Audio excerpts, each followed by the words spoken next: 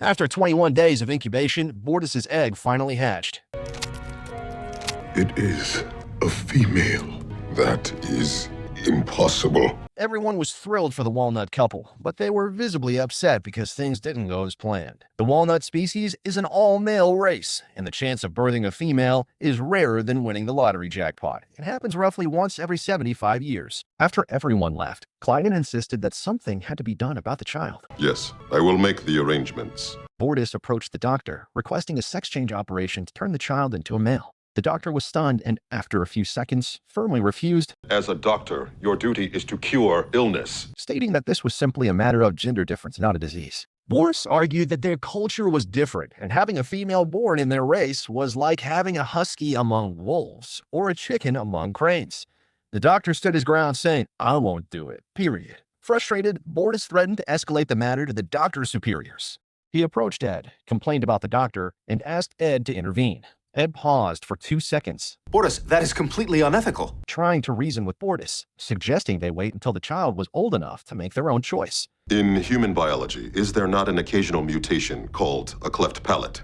Yeah, sure. What happens to a child born with this condition? Bortus, that is completely different. Being a girl is not a condition. There are no health risks. It is different for my people. On our planet, there are no females. For you to judge us by human standards is unfair. Ed explained that even if he agreed, it would violate over 100 planetary union laws. He then gave Bortus a day off to cool down. Soon, a high-ranking official from the Moclan planet requested a call, and a ship was sent because Bortus had applied for the surgery on his home planet. Seeing that Bortus wasn't budging, Ed decided to try a softer approach. Alara approached Bortus, saying, "I know you're upset. Let's spar to blow off some steam." In the ring, Alara intentionally let Bortus land a few hits before knocking him out. My turn.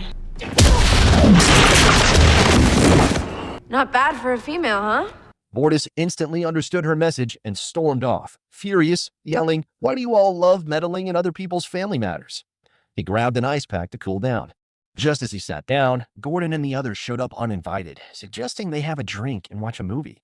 The movie was about Rudolph the red-nosed reindeer, who was mocked by his herd for his unusual nose until Santa noticed its uniqueness and made him the lead reindeer. Rudolph's life turned around, and he became revered. Bortus had an epiphany. If Rudolph had lost his red nose at birth, Santa wouldn't have completed his journey, and there would be no Christmas. Physical differences could be an advantage. Bortus approached his partner, urging him to stop the surgery, saying their daughter might be destined for greatness. He wanted his partner to watch the Rudolph movie, hoping it would change his mind, but his partner refused and revealed a long-hidden secret. I was born a female. Bortus was furious, accusing his partner of deceiving him. As they argued, the Moclan fleet arrived. Since the couple couldn't agree, they had to take the matter to court. On their planet, no one would defend Bortus, so Kelly, who had some legal knowledge, stepped in as the lawyer. They traveled to Moclan, a planet where weapon manufacturing was the primary industry. Factories were everywhere, and weapons were constantly being tested.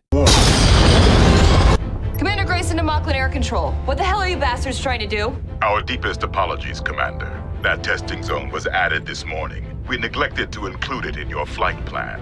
That's great. Thanks for thinking of us. In court, the lawyer argued that females were inferior to males in both intelligence and physiology. Kelly challenged this, asking, "You think females are weak? Can you crush this titanium alloy?" Impossible. She then handed it to Alara, who effortlessly crushed it into a ball. "I'm not targeting anyone, but none of the men here can do that," Kelly said. "You think males are smarter? Let me ask the first officer a few simple questions." A few hundred years ago, the continents of Earth were divided into separate nation-states with individual sovereign governments. What was the capital of the United States of America? Nabisco? The moon? The men couldn't answer them. "Men aren't superior at all," Kelly concluded.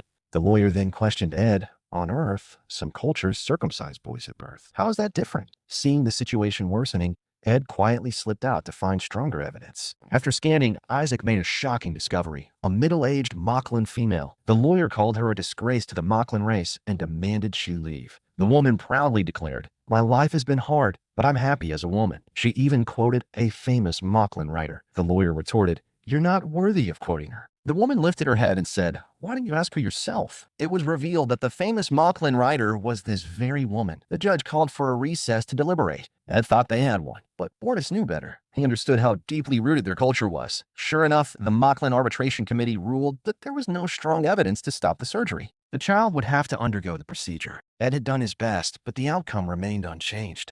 Fortis was torn inside, and this became a thorn in his heart. He prepared a Rudolph doll for his child, whispering, "No matter your gender, I hope you become a unique color in this world." If you enjoyed this story, don't forget to subscribe for more.